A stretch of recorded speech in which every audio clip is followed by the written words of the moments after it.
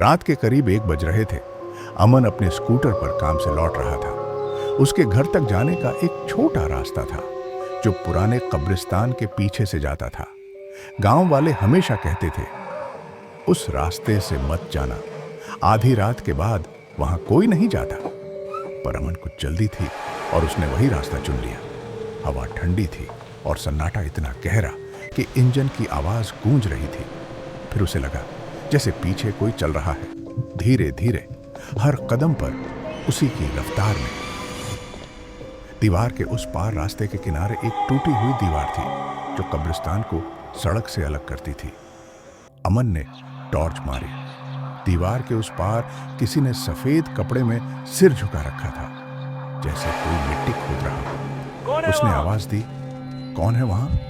कोई जवाब नहीं, सिर्फ खुरचने की आवाज, जैसे कोई जमीन खोदते हुए कह रहा हो, बस थोड़ी सी मिट्टी। और अमन घबरा गया, लेकिन जिज्ञासा में वो दीवार के पास गया और तभी टॉर्च बंद हो गई। पूरा अंधेरा। कब्र के नीचे जब टॉर्च फिर चली, वो शख्स सामने खड़ा था। चेहरा पूरी तरह राख से सना, आंखें खाली और होंठ फटे हुए। वो मुस्कुराया और बोला, अब तू आ ही गया। एक जगह खाली थी, तेरे नाम की। अमन पीछे भागा, पर स्कूटर स्टार्ट नहीं हुआ।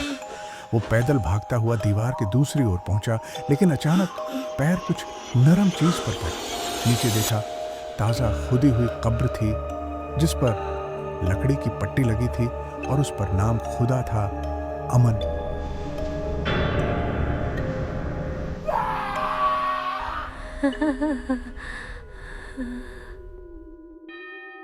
अगले दिन पुलिस को उसका स्कूटर सड़क किनारे मिला, पर अमन कहीं नहीं था। गांव वाले बोले, वो भी उसी में चला गया जिस रास्ते से लौटना मना है। उस रात फिर वही खुरचने की आवाज आई। कब्रिस्तान के चौकीदार ने देखा, दीवार के पास मिट्टी खुद ही हिल रही थी और हवा में किसी के हंसने की गूंज थी। अभी कब्र और बनानी है।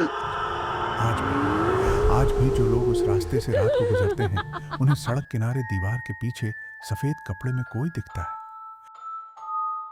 कभी सिर झुकाए मिट्टी खोदता हुआ, कभी सीधे खड़ा बिना आंखों के उन्हें घूरता हुआ। और कहते हैं, अगर उसने तुम्हें तुम्हारे नाम से पुकार लिया तो समझो अगली कब्र तुम्हारी है।